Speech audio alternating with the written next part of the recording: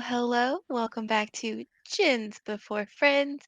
I am Queen AMG and I am here with Mockingbird Hello. and Morbid Plum. Hi. And today we're going to be doing some lore. Woo! I'm super excited. Are you guys excited? Yes. Yeah, I'm so excited. I can't wait. We're going to be talking about the one, the only, the plague, sometimes lovingly referred to as Vami Mommy, in today's episode. So I did some research, I did some reading, and I'm excited to impart what I have learned on you. So I guess we can get started. I did want to talk about, so we're planning on doing lore for um, all of the original killer and survivors. So throughout their lore, there are some things that come up. So I want to do like a little definition of words people might be hearing. One is the entity, and the other one is the observer. Just to give a rundown. Um, so the entity, as you two know, is basically the big bad in DBD. The entity is the one that's going across this omniverse, destroying worlds and sucking in killers and survivors, creating its realms and creating these trials that essentially it kind of feeds off the emotions and pains and all the stuff that's happening within the trials that everyone has to do. So the entity is the one going out there and taking everybody. The observer is the one that's watching all this happen. So the observer is somebody who is banished into like a subset of the entity's realm in this tower, and through a device called the Arius is able to watch and see what's going on, is able to learn survivor and killer memories, and everything's being put into like this archive. So that's how we get all the information about what's going on. Currently, right now, the observer is missing. Oh So no. that happened. Uh-oh. He's been Was he missing for a kidnapped? while. He's been missing for a little bit, yes. He was the one that in the game would narrate the tomes, and right now he's not narrating. There's actually a female narrating currently that we don't know a lot about. Oh. Hmm. So the observer is missing. I did not notice that. Yes. So Yeah. yeah, I learned that too. I was like, there's a female narrating. I need to figure out what's going on. Um, and of course, there's lore behind that, and I'm sure we can get more into observer and entity lore. But we wanted to start timeline wise with the what would be the oldest killer to have come into the fog. And that's what happens when you come into the entity's realm. You're going through the fog, and the plague is to date, the oldest killer. Now, it doesn't mean that she was the first killer in the fog, as the entity does not care about wibbly wobbly, timey wimey stuff at all. Thank you, doctor. Um, yes, I figured you just might as well make a Doctor Who reference. Why not? Yes. And can travel about on whatever timeline it wants and take people. It basically is a destroyer of worlds, corrupts everything, takes people into its realms to fight these trials. So even though she is the oldest, doesn't mean that she was the first. It'd be cool to kind of find out if the first is by like game, like if it was the ones that first came out with the game were the first, or if there's a different internal timeline, but I really couldn't find anything. Um, so the plague comes from basically ancient Babylon. Um, the time frame for exactly how old she is kind of all over the place. Some people say like she was probably born around 1700 BCE. Other people think it was like 600 BCE. There are references in the game to like 1900 BCE, in the actual temple. So her map is called the Temple of Purgation, and there's actual like writing in there that relates to a king from further back. So who knows? But she's old, and she is a tall glass of bile, very, very tall. Yes. Uh, she's yeah, she's very tall and back in the day, very lovely. Probably why she had a lot of followers. So to begin her story, her real name is Adaris or Adiris. Adiris, I think I'm pronouncing. There's probably things I'm going to mispronounce, so please forgive me. Adiris, and essentially, when she was 5 years old, she was just left by her family on the steps of the Temple of Purgation in the center of Babylon. So she was just left there. Um, Rude. and yeah, very rude. Um, and in order to cope with that as a child, she held on to the belief that the gods had some type of plan for her. And she began kind of her new life of servitude within the temple, where she, tended gardens and did ceremonial meals and polished incense burners. And at night, she would just pray and pray to have her purpose and her path revealed. Um, when she came of age, she started to tend to the high ranking priests during like the yearly worshiping of the sea goat, which was the god of water and creation. She would participate in these. And it made her feel closer to the god when she's participating in these ceremonies. She would just work herself to the bone each day. She took pride in fulfilling her duties. And she also aided the priests during purification rituals. And she was just became a member of the family, um, and did what she had to do. And again, a lot of this was based on her trying to find a purpose. She was just a very devout follower. Um, and all in all, she seems really nice. So I know a lot of people are confused as to why she's a killer in the Yes. game. But I did dig some stuff up, so I'll get to that in a little bit. Um, so as her life progresses, she becomes more part of like the core group, helping the priests, performing like cleansing rituals, and everything, and purification rituals, in order just to assist the populace too. Um, she was getting ready at one point, after kind of working her way up. Um, she was going to actually be a part of this ceremony. Um, and before this, she was anxious, so she went and she decided to visit the pre-sanctuary chamber, and she lit some candles. And when she did that, she noticed a narrow opening at the back, and she kind of like slid through it, and she found like this hidden crypt under the sanctuary. And the whole chamber was bare except for this golden statue of a woman who like stood with like her hands outstretched, and her fingers were just covered in jewels. And Darius thought like, this is a sign I have been waiting for. um like, this is like the clue that I'm on the right path, kind of thing. um so she, feeling like renewed that she was on the right path, she went to perform like her very first ceremony. She grabbed, she went up to the altar, grabbed the ceremonial dagger, and she had the rings that she took from the statue on her finger. And people were just like struck with her, like her beauty.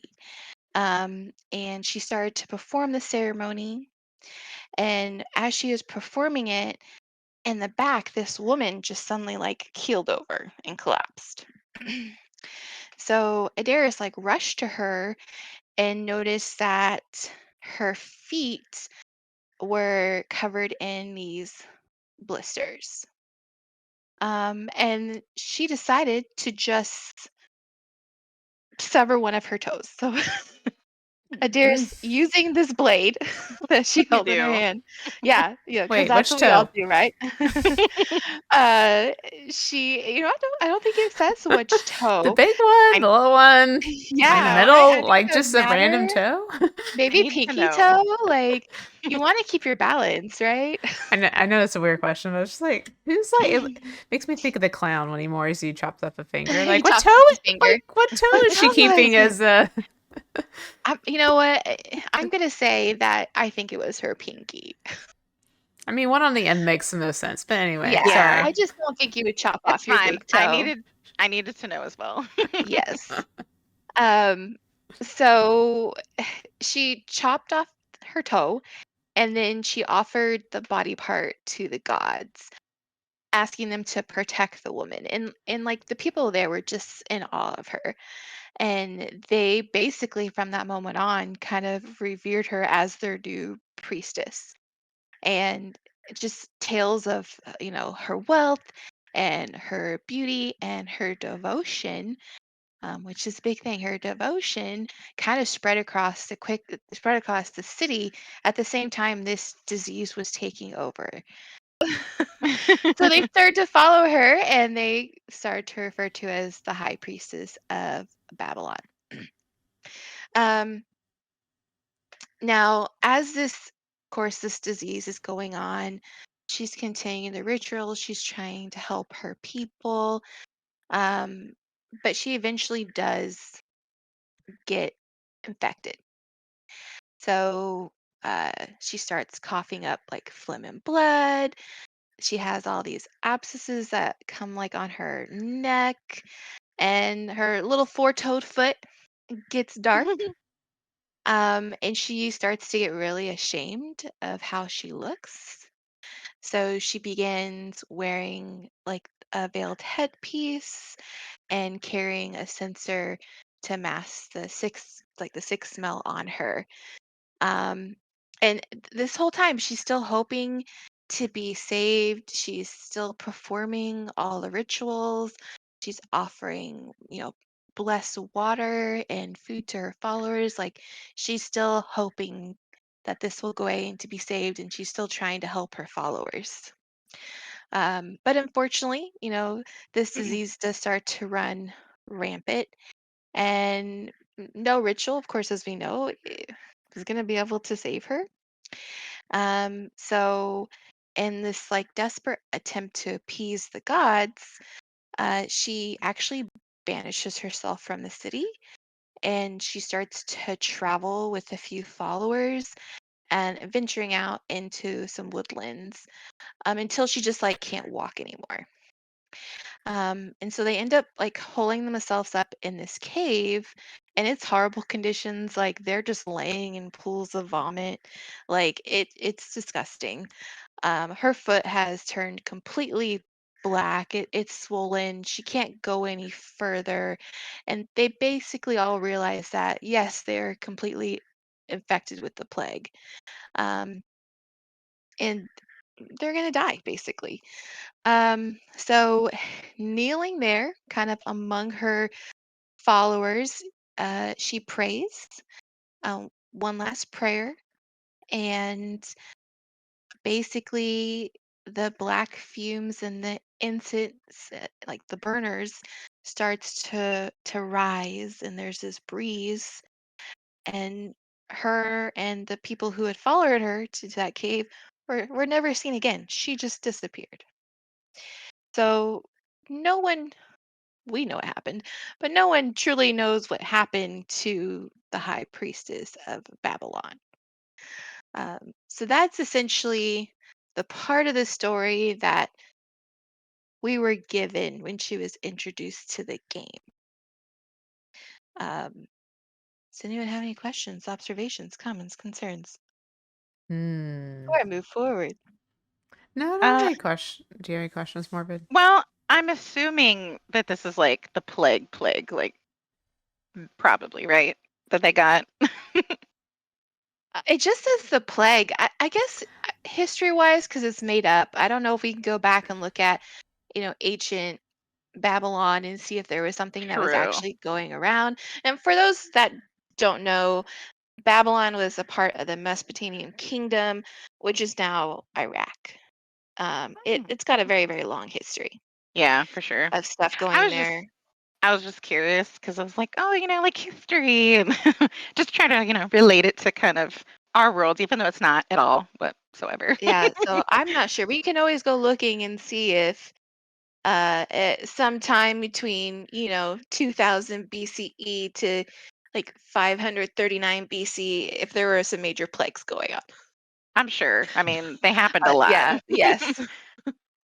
um, but it doesn't really give any other description than that. But it was hard and people died, and she was trying to do her best to save her people. So I guess would say, like, just with that story, you have this, orphaned young girl who starts working at this temple, and all she wants to do is find a purpose. And she's devout to her gods, and all she wants to do is save her people when this plague happens. Why did she become a killer? Well, I know we haven't gotten to the other lore yet, but the Yeah. part you mentioned that I'm interested in is there was the part where she found that hidden chamber Hmm. and took the rings, Hmm. and that's kind of when that lady showed up with the basically Sickness. the Yeah. sickness, the plague. So I'm wondering if there's some tie-in with her messing with something in the temple to cause the plague. If they tied that in, Possibly. um, because I'll just be honest, I have not paid attention too much to the lore and to the rifts. So all my I'm questions are based off not knowing anything. Yeah. I mean, her outfit makes more sense now. I mean, Hmm. not that it didn't, but you can kind of like I'm thinking of what she looks like in the game, and it's like, oh, okay, that's why she has the headpiece and she carries the incense burner and all that kind of stuff. So Hmm. that's pretty cool. No, and I love her outfits. It's some of my favorites. I Oh will yeah. say, to backtrack as well, is that it did mention that part of the reason she started helping with everything is because um, the plague was there and it kind of died down and then it came back. So that's part of the reason she was helping with the purification rituals Okay. and stuff like that. So it was around, and they were doing all these rituals and stuff to help like calm the panic. Um, and that was one of the reasons why she started to perform them, is because other like priests and stuff became too weak to do it. So she kind of took that up. So I'll have to backtrack and insert that in. I just got really excited. It's okay. Well, Like, that wait, makes hold on. Yeah, more sense. Or at least yeah. explains like it didn't. This plague didn't just suddenly pop up. It's Suddenly pop up. always Yeah, been looming there, and yeah. Yeah. so this was like at the end. This was a big outbreak of the Mhm. plague. Mhm. So, yes, an outbreak happened. She actually got sick, and then that's why um she left, because she was like, I'm kind of, I don't know if she was going on like almost like a pilgrimage, it would seem, to try to see if she can appease the gods and get rid of, this disease that was plaguing her and her people. Which sounds like a nice thing to do. In fact, her name, I think, kind of means like empathy and compassion, which is what she was showing her followers. Um, and so I'd always wondered, I was like, I don't understand how she became a killer. Agreed. Um, Yeah. but I did some digging. So I visited the archives of the Observer, and I Oh. grabbed a tome for her. And I learned a little more about her. So this tome kind of talks about a relationship she had with a priest, a fatherly one, nothing, everything above the table, that she had with the high priest named Haban. So she she loved him, really did view him as a father figure, and he was the one that kind of helped take her in when she was given up by her family. Um, but basically, the story starts with her kind of like worshiping the gods. She's around this stone altar with um, these other women, and they're just chanting until like their voice is raw. They're just chanting. Um, and she mentions how she's doing this until she's just in agony.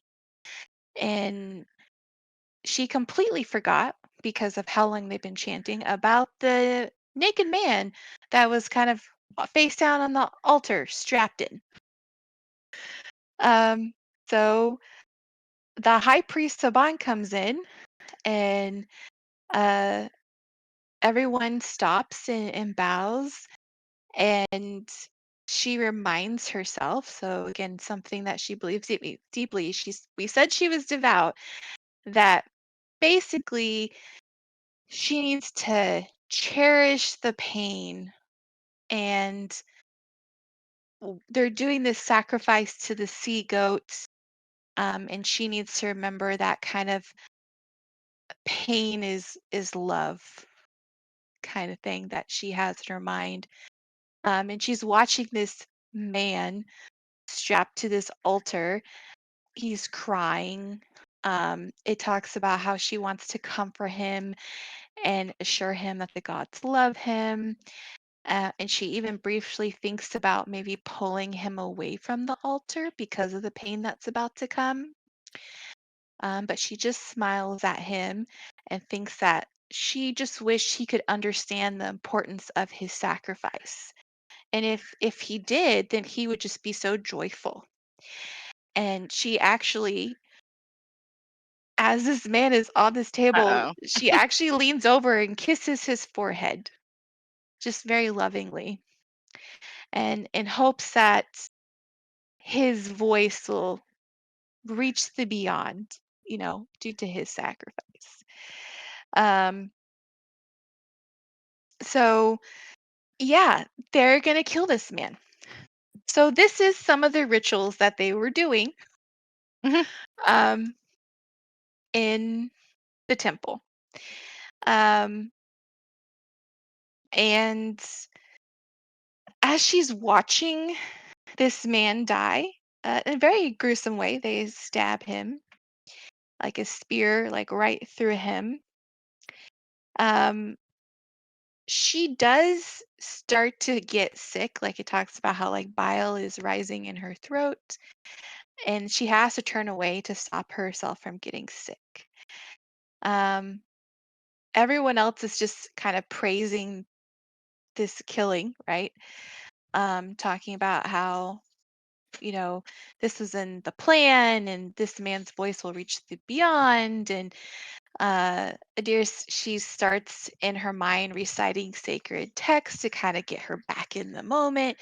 Um, and she's just basically like, I shouldn't question the gods. So she starts to kind of chastise herself for questioning the gods, that what they're doing, if gods tell them that this is what they need to do, this is what they need to do. She has to trust in them. And as she's kind of like struggling with this eternally, she actually kind of locks eyes with Haban, and he tries to cover his face, but she sees that he is crying, um, and that he seems heartbroken by what he just witnessed, the death of this man on the altar. Um, so Adira's kind of, again, now she has to clean, so she's scrubbing the altar after the sacrifice of this man. Um, and she's kind of thinking about, her past, like her mother and father. She really can't remember him like that. Those memories are so unfocused, and Haban kind of comes into her mind. She starts thinking about him, and how among everybody, how he was always like the warm one to her. When she cried, he lifted her, like he took care of her. And that is who she considers her father and her teacher. He's the one that told her about the religion. He's the one that gave her the insights into afterlife and the gods. And she always found guidance in his teachings, and meaning in her servitude, and comfort in knowing that suffering is love, is what she was taught. Um, but now she's noticed that he's moving slower, that his voice seems to trail off when he's like reading the sacred text. He's not very energized by the sacrifices that is happening, and he's showing anguish. And she's starting to feel concerned that her mentor is showing signs that necessarily do not align with what she was taught. Um, and then kind of like the plot thickens. Um, Basically, Haban, during a game, I guess they're playing some type of board game, and um, Adiris makes like this move, this really good move in this board game, and she's thinking that Haban's gonna kind of make a reaction to this awesome move that she made, and she doesn't get any reaction from him.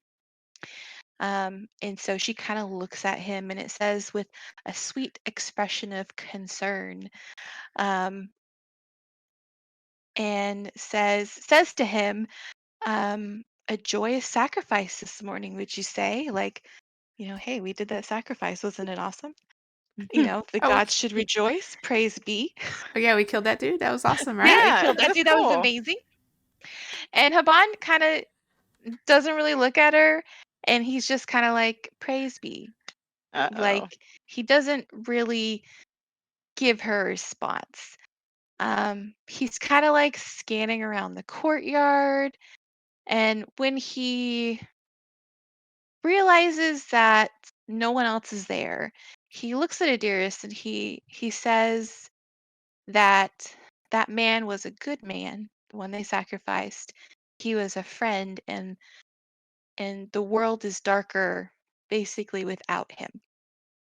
And Adiris wonders if she's being tested, because basically what he's saying is not right, right?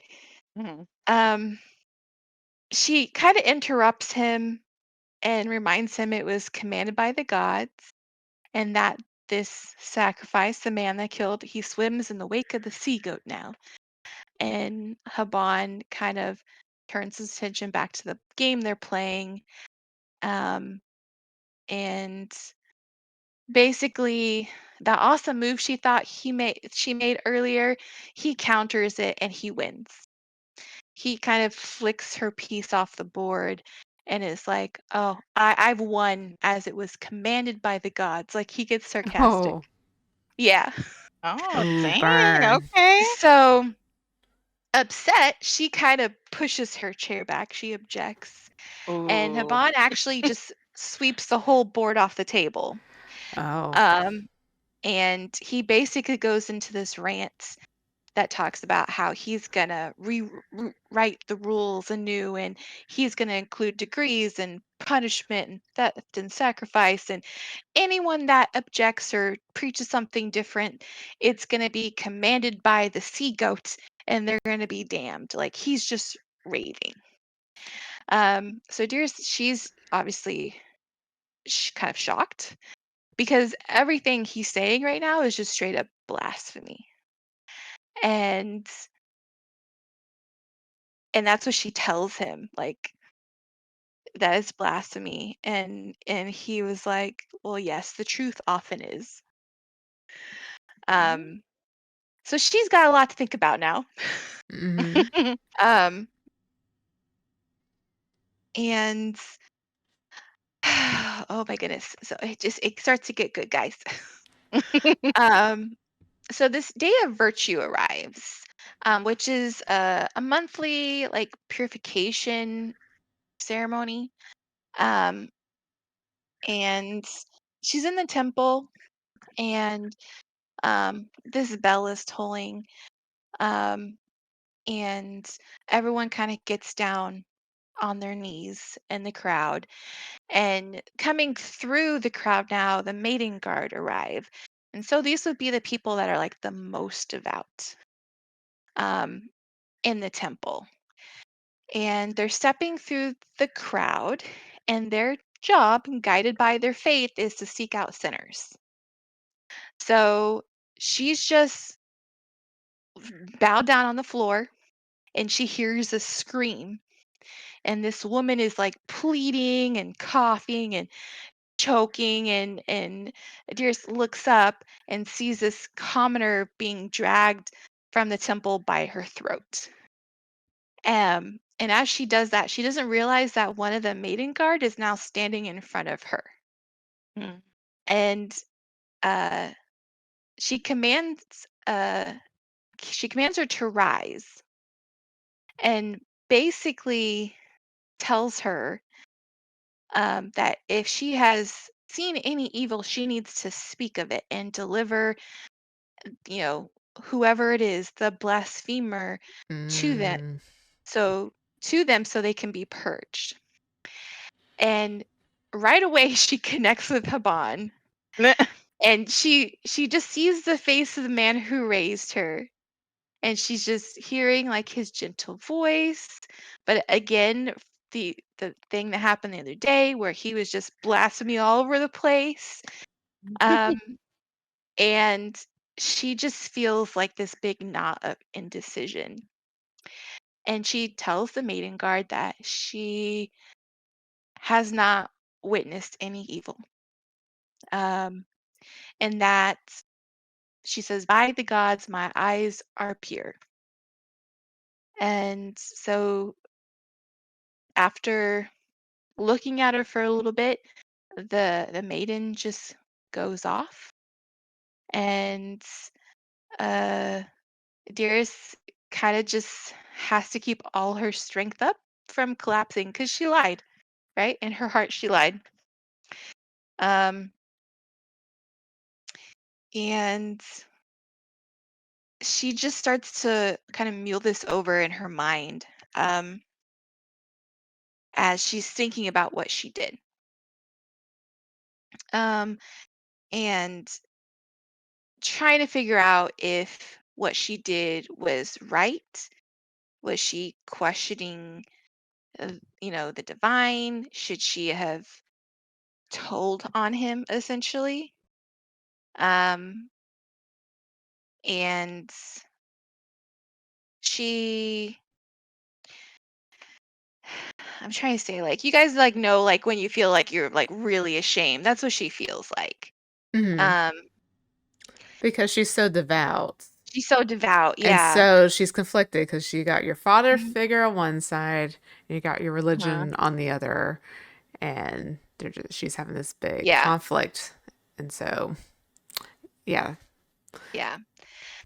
Um, and basically, um, he she ends up being on her own at one point, and Haban seizes the moment to go to her, and he tells her, I'm old, I've wasted my life, but he doesn't want to destroy hers.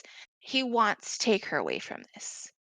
Like, he gives her like a time, like, meet me here in like 2 weeks, and we're gonna escape the city.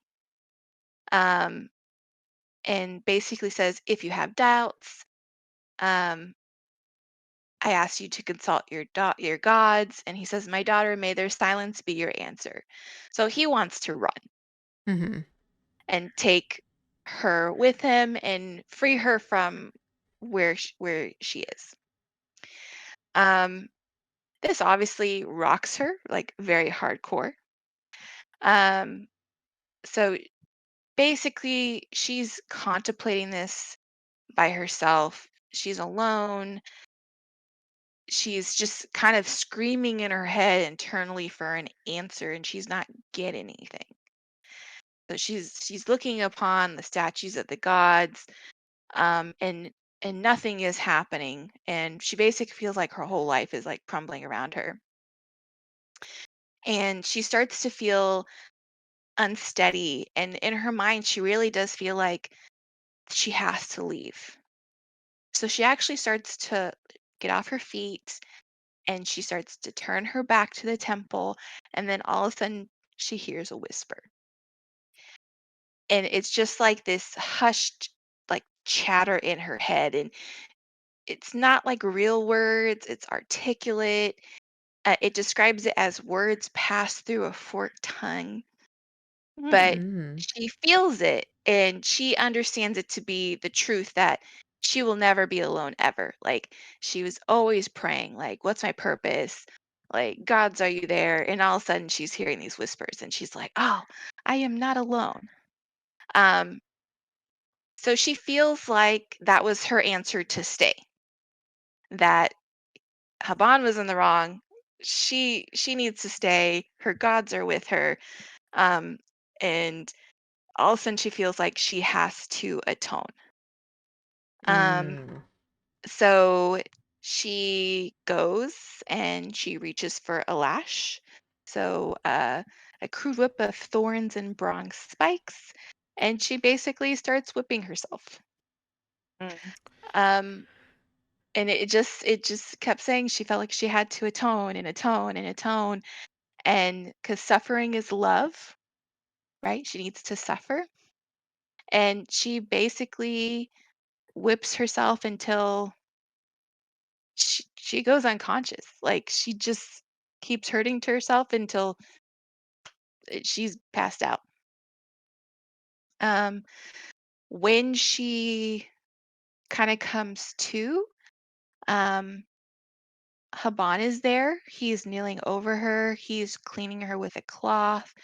She can't even speak, um, but she keeps hearing this whisper in her head, and it's like hissing to her and in her mind, and it's communicating like these hurried feelings in her mind of Haban being a blasphemer as he is tending to her.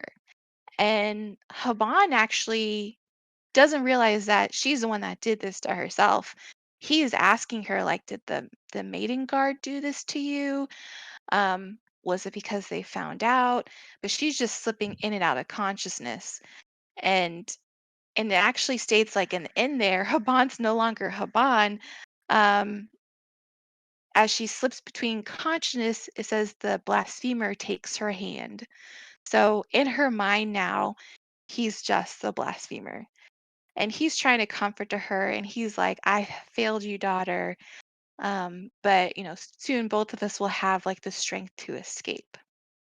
And she's made up her mind, right? Um, so I guess when she can walk, um, even though it's still like painful her for her to walk one day, and I'm assuming this might be, I don't think it's like the full, I guess this is what happening between the 2 weeks, but I think this is the night that she's supposed to meet him for them to leave. So she's still in pain, but she's thanking the God for their guidance. And um, it talks about how she opens her heart and she allows the whispers to seize her body. So she goes into the quarters of the Maiden's Guard and she steals a uniform. She steals one of their uniforms. And she's like, I don't think anyone will discover this violation because the God's on her side now, right? They're whispering in her ear. Then she takes a censer of sweet frankincense, and these voices are compelling her to take this censer, and she fills it with oil and glowing embers. and she's not questioning the will of the gods, right? The gods are going to lead her in the right direction. And so at nightfall, she goes to the mouth of the temple, and she peers inside, and she does see Haban there, her mentor, her father, the blasphemer, and she goes in and she kills him.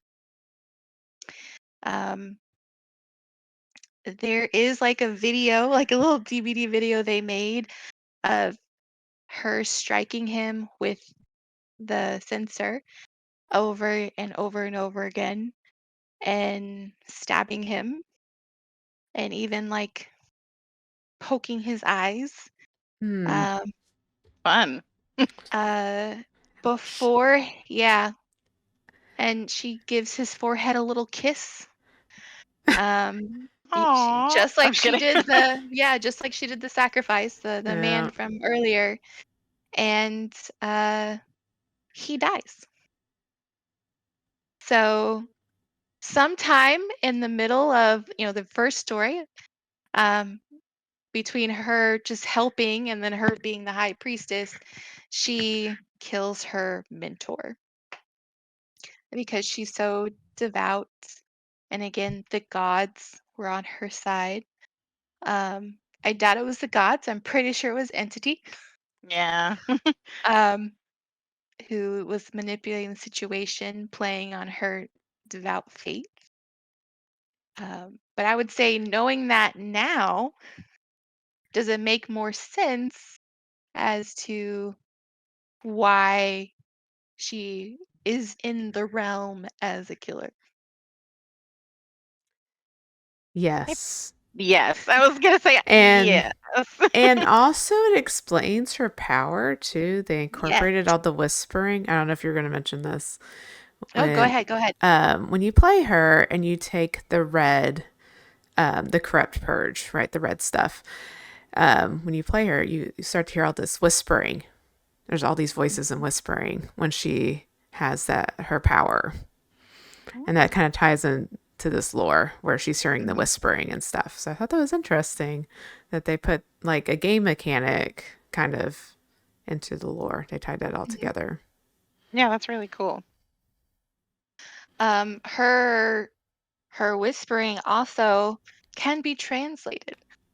Oh, So Oh, yes, go um, devs using right? they did actual really well. language. This is in Yeah. depth. So to start, because you talked about her Hmm. powers are really cool. And just to give you guys an idea, her three perks that are unique to her are corrupt intervention, um, which basically at the start of the trial blocks gens, so that are furthest from the killer. So blocks a gen furthest from the killer. Um, and there is a little saying in there from, I guess, her hymns and praises and tablets from her being a high priestess that says, "It shall be known across the land that the gods curse the unfaithful."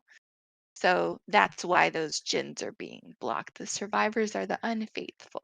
Mm. Um, and We she has do. another perk, yeah, called Infectious Fright, where Oh, survivors, I when don't like that one someone, either. yeah, I hate this one, but basically, when the survivors put into the dying state, so they're knocked down on the ground, survivors within the terrorists will scream and reveal their location. And the quote from the Hymn of Praise is, "Horror overcomes the heart of infidels who cry at the feet of the fallen." Cool. Mm. Yes. And then we have Dark Devotion, which is their other perk. Basically, it allows her to transfer her terror radius to whoever the obsession in the game is. And now it's like attached to that person. Hmm. Um, and the little quote for that one, it says, "In terror shall take hold of a defiant non believer who shall falsely announce my arrival." Hmm. So, like, they Okay. really did good. Interesting. Like, the lore they put into even her perks Yeah, is right? really interesting. Um, but to give some other facts about her as well, just in general. Um, we talked about her name. She is also, according to lore, she is the only killer to have willingly sacrificed herself to the entity in an attempt to save her people. So she willingly went with the entity. Um, and believing, I think that the entity was her god, essentially. So she is a devout follower of the entity, and she's here to get rid of all the non-believers. Um, some cool things in general, because we did mention actual like verbiage and stuff in there. So in the temple, so the Temple of Purgation, which is her map, there is a gold tablet inscribed with Akkadian cuneiform, Hmm. and the inscription consists of just these repeating glyphs, um, and they basically represent the king of the kingdom. I'm going to say this wrong, as Sumerium, which was an important city-state in Mesopotamia, where Adirus originates from. Um, and they talk about that king is Idan Sin. And according to my research, um, that kingdom in general was an important city-state from around 200 BCE to 1500 BCE. And that king was there around, they think, like 200 to 1900 BCE. So that's what I'm saying. There's a possibility she could be older than people expect. Hmm. Just, I would think if there was Akkadian cuneiform about a king and they came from the same area, that she would know of this king. Um, but that's just my opinion. Um,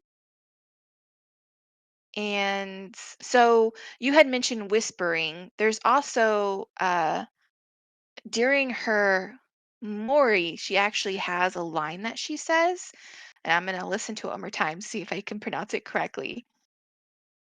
It's Aranika Dinger Asa Pome, and it roughly translates to send them to your mouth, God. Mm.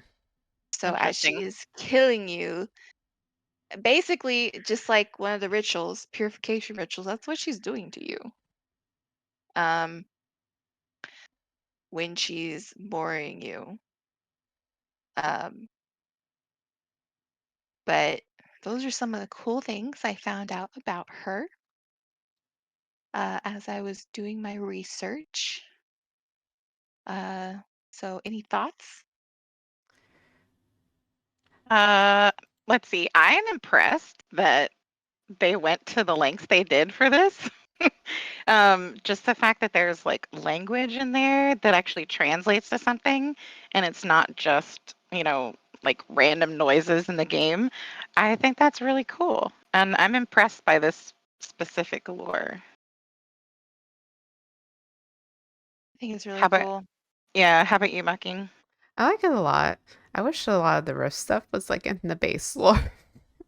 Yeah. Yeah, I know. But I know going on, they're going to do like riffs after chapters. So, but I'm glad we got the additional lore because, yeah, based off the first section you went over, Queen, where it was just what we got initially. You're like, yeah, it's like, why is she a killer? Like, she doesn't Mhm. sound bad. And there are Yeah. other killer lore that I feel the same way about. Mhm. So it's good to have some additional lore to explain, like basically that she went off the deep end, right? And killed killed her dad, Yeah. killed her father figure. Like she got so, you know, into the religion, believing that the whispers were the gods, and yeah, it could have been the entity. It could be her going crazy. Either way, Hmm. she killed him. And I'm kind of curious, like what she did with the body, though, like how she explained. like what happened, or maybe she just left him there and it was a big mystery. Um, I mean, he was planning to leave anyways, so Mm-hmm. maybe True. she just hid the body and everyone just wondered where he went. So, but Or it, yeah, maybe because she killed the blasphemer, it doesn't really say. I was thinking the same thing. Like, I'll have to look. I hope I didn't miss some other lore. But as far as I know, it doesn't mention necessarily what happens like afterwards, with, immediately. yeah, afterwards, other than us knowing that she ends up becoming high priestess and this plague comes. Hmm. Um, we don't really know what happened to his body. Does Um, it kind of say how long after this she becomes high mm-mm, priestess? no, Okay. it doesn't.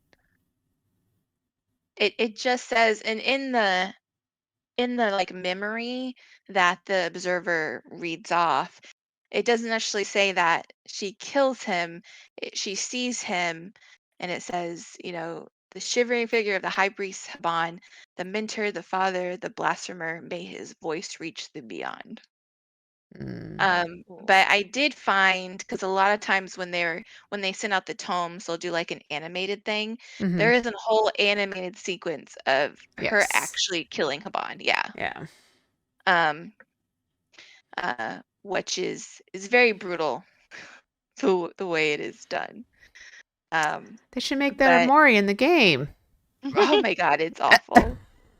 She does like poke out his eyes and everything. Well, she's Um, got like the nails, right? She got the yes, long she's nails in got the them long game. I nails. mean, I don't know if she had them then, but she has them in the game. She She does. does. Yeah. She's lovely in the game, even though I don't play killer like at all. I own lots of her cosmetics because I think they're beautiful. I do too. I just think they're gorgeous and I can't help myself. I know. I love her. I found it very interesting. I do think it was the entity. I honestly do believe that she thinks the entity is her god, because that's what the entity does. He goes around, he corrupts places, um, and takes things in and brings them to his realms to watch these trials forever play out. But it seems there's been a lot of talk, and as we move this forward, on that there's some killers who don't want to be there killing and they're being forced, and there's some that delight in it. Um, Mm-hmm. and I would say that the plague is one of those that delights in what she is doing because she believes she is serving her god, especially since she is the only killer at this point in time to have willingly gone with the entity to Mm, to do the work. Yeah. I think I want to say Trickster also Trickster, willing maybe? went willingly. He seems evil. I think, I mean, we'll get to them eventually. What I remember Yeah, about the lore was like him and Eugen, were kind of having their cat and mouse chase. He's yeah, trying to get her, and I think the fog takes them. But I don't, his character is very sadistic and like, yeah, he's a serial killer. I want to say he willingly went. willingly. Yeah. So, but I mean, I think he went for different purposes, obviously. Yes, He wants to have he's having wants fun to in his kill and have own way, fun, and she's wants to serving serve. a higher Mhm, purpose, right? She's serving mhm. her Yeah. God. So, but I don't know, as we get into the lore, we can deep dive more into which ones willingly went or didn't willingly went, or maybe were tricked We're Hmm. tricked. Some into that are going or kind of accepting supposedly, it. yeah, and some that are supposedly being tortured by the entity in order to kill. Hmm. It's very interesting. When you dive into like the archives and stuff and read about what's going on and uh what's happening in this huge, I guess, omniverse type place, um, with these trials, because it talks about survivors that, of course, we don't know about just going insane. Because basically, to give you guys an idea, in the trials, they're just playing them over and over again, and every time they die, they're just being resurrected Hmm. to play in these trials. But they're also, it talked about one survivor constantly. He thought he was going insane because he kept seeing himself. And again, part of the whole lore Oh. is you can have multiple survivors in a trial just from the different, verses or wherever he's getting these people from. And that's why every trial is canon. Mhm. Um, and just survivors going insane. The interesting thing is there are mentions to people escaping. Um, for example, the observer is not the first observer. When he comes in to the tower, I guess because he was banished there, he finds notations from other observers Mm-hmm. and where other people are trying to figure out how to get out. There's references to other killers. There's reference to a place called the Void, where I guess like killers or survivors are sent if they're just not useful anymore. Like there's just like a whole big like Mm-hmm. this is just like tip of the iceberg stuff. Like the iceberg is really big under the water. Okay. It's massive. And we need to fact check this. I remember hearing this. I would have to go find the source. But that the devs have said that the survivors that you play are ones that have escaped. But we need to fact check that. But that's what I remember hearing. Hmm. The survivors in the games are ones Interesting. that actually end up making it out. But I don't know. And that may I not be true anymore because if they said that a long time ago, obviously they could have changed their minds because, True. initially when they Yeah. created the game, they weren't going to do lore at all, Yeah. So they did a complete 180 on that. So I'll have to go dig and see if Yeah. I can find that piece of information. That would be interesting too. That To the figure people that we're out. playing, actually escape one day. And how did they get back in? Oh, maybe they Yeah. escaped one day. What happened to their life afterwards then? I Right. know, like Like, how what long are are they you doing missing? now? Yeah. Or do you go back to the moment you were The moment taken? you were taken. God, that'd be so messed up. Like, Yeah, that That'd would be be really, because horrible. most of the time that was a horrible situation, especially for the survivor. yeah. Especially Renato and Thalita because they were staring down Skull Merchant and nobody likes her. I know. Just every episode we're gonna have a reference. I know. We just have to let everyone know that the skull merchant, not a No, fan. we don't like her. No, and we're okay. So I'll also say this on one of our videos, the first one where we talk about Skull Merchant, she's in the title. In our YouTube video, there was a comment from someone as the Skull Merchant, Yeah. but she obviously isn't listening to the whole episodes because, or she'd be commenting on every episode Yeah. we do. We're saying it every time So, to see if they're actually yeah, listening all the way Yes, through. right. If you're they're not. listening, comment on our video and let us know that you've listened to the part where we don't like her. Yes. That we're gonna suffer your wrath. Yeah. Comment below the timestamp. But yeah, that is all I have for the plague, the oldest killer in By DBD. far. By Yeah. far, by By a a big lot. far, by a lot. By a lot. There'll be Again, a time jump next for episode. real, it would really be interesting if we could find out like when they were taken. Because obviously, again, Entity does not care about time. He can pull anybody from anywhere. But if there ever was like the who was brought into the fog first kind of thing, to see what killers and survivors may have been around each other the most, if for the trials, because that would be interesting. It would be. But yeah, I agree. that's all I have. Thank you for coming to my story time. I know. You're DVD story welcome. time. I know. I feel like I learned a lot. I know. It was And really some cool. history. Like, I learned some history too. That's cool. Hmm. You can tell that they put a lot into this for the plague. I know a lot of people, they really like her story the most. Um, and she is considered the most devout killer. And I liked how they kind of wrapped everything up with her. So even all her perks, even her add-ons and stuff, have all reference to her being a priestess or things that were used back then. Mm-hmm. So it's really cool how far they went when putting her together. Yeah, those are Uh, things I've never noticed before until, mhm. like you've pointed them out now. I'm like, oh. So, yeah. Well, that's all I have. Well, Any thank final thoughts? you. Well, thank you for educating us, Queen. Yeah, I Yay! feel It's like my you pleasure. did a lot. Well, I mean, didn't expect any less, but I feel like you went so much deeper than I thought we would go, which is so cool because like I had no clue that any of this stuff was in her lore. I just kind of, glazed over it when Mhm. she came out and I was like, "Oh, she's cool. I like her." And so it's kind of cool to like get the whole backstory.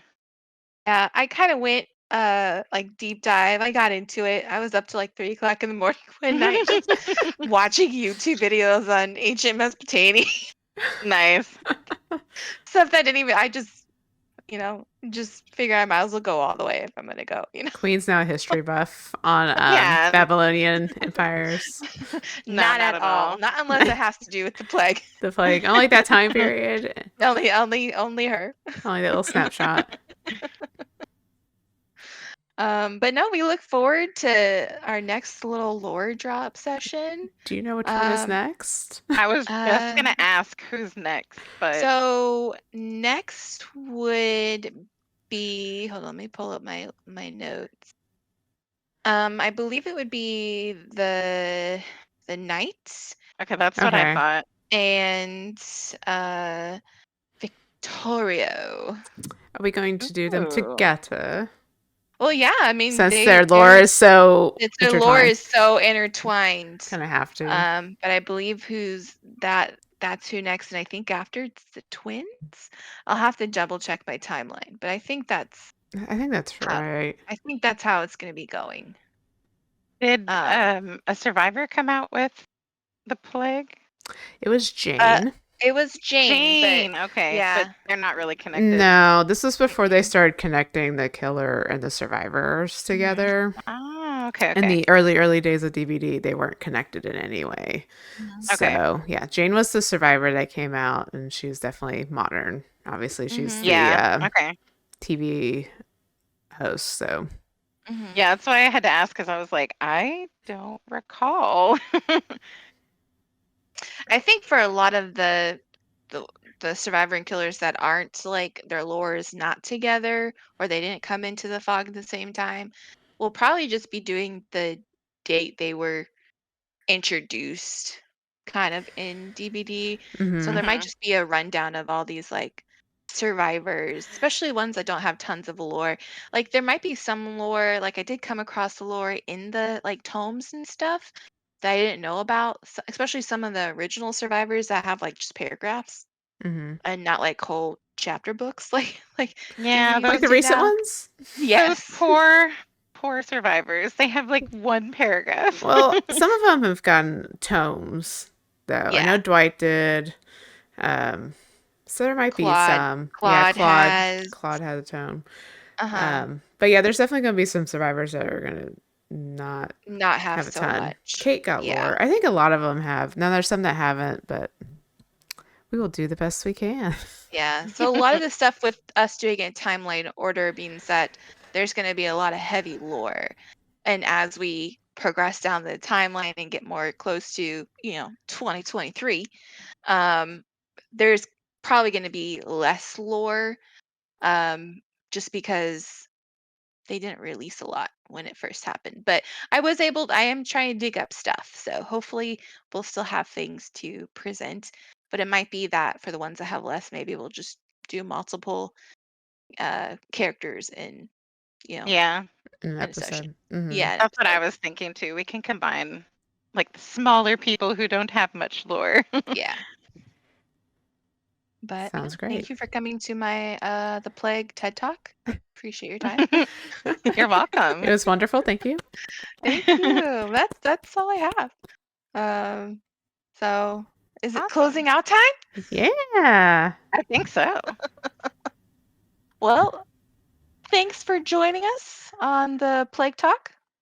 And we just hope that you're having a wonderful morning, afternoon, evening, wherever you are. And bye. Bye. Bye.